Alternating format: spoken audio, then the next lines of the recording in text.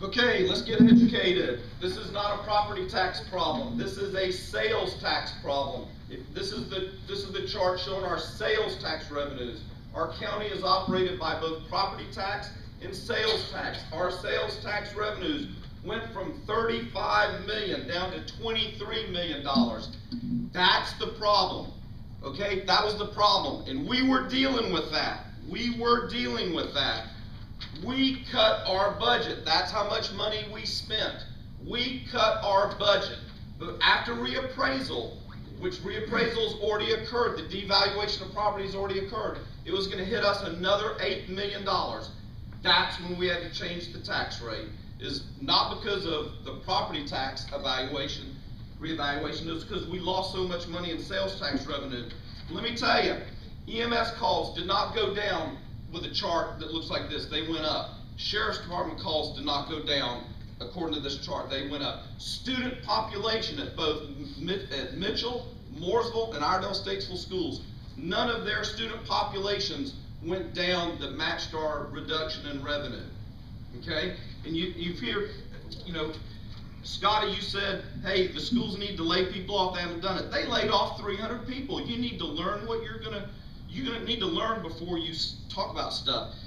Fire departments, those are city fire departments. The county is not building Taj Mahal volunteer fire departments. And last thing is Obamacare, if it gets passed, unfunded mandates, you've just begun to see them. Mr. Houpe, same question. Ladies and gentlemen, if you elect me, one thing I promise you, I'll work hard for you and I'll always tell you the truth. I'm a no-spin guy, buck stops here. The truth of the matter is you had 30 plus years of experienced elected officials that represent you, that if you're honest and look in the mirror, everybody in this room has voted for one or all four at some point of the four commissioners that voted to raise taxes. None of those conservative leaders in this county would have raised taxes if they did not absolutely believe that it was necessary to do. We can sit here and argue, as David said, they could have raised it less or not. The bottom line is, we need leadership that's not going to spin to you, not going to sit here and throw phrases at you and statistics to confuse you. The bottom line is this.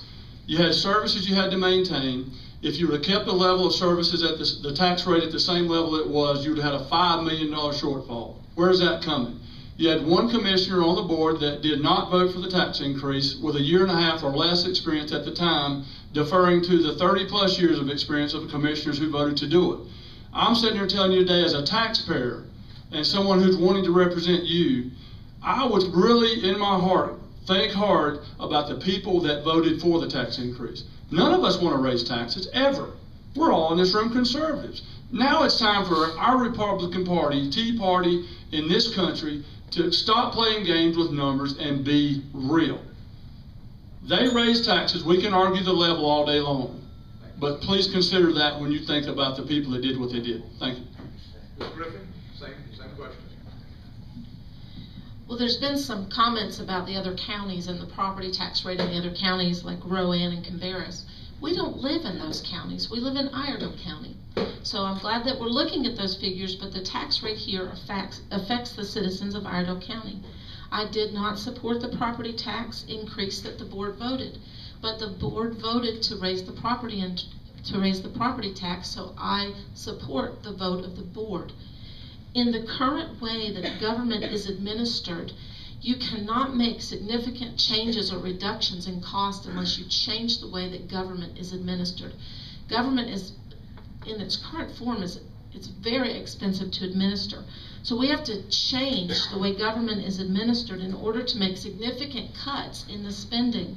I did not support the property tax increase. I think everybody can figure that out if you didn't know that before, because I felt that there were things that we could change in the way government was administered to keep our property tax rate the same.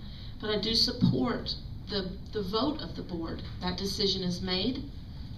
This is where we are, and we have to look from here forward that we do not continue to increase the property tax on the citizens of Iredell County, and that we keep spending in check, and we look at ways to make government more efficient to reduce the size and the scope of government. Mr. Coggins, same question. When it comes to taxes, this is a very simple question.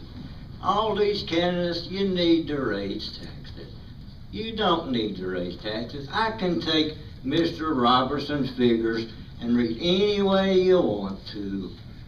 I can make a number read any way you want to. But guess what? I don't know where devaluation is, because they raise my taxes every year. They go up. They don't go down.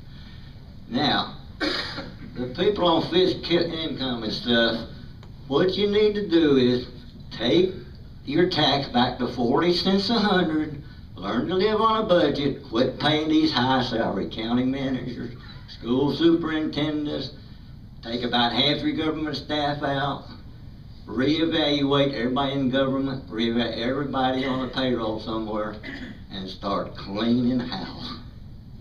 Because you can go up here to this government building, and I know the people that come out to check property, they'll check one a day and write up 3 a day.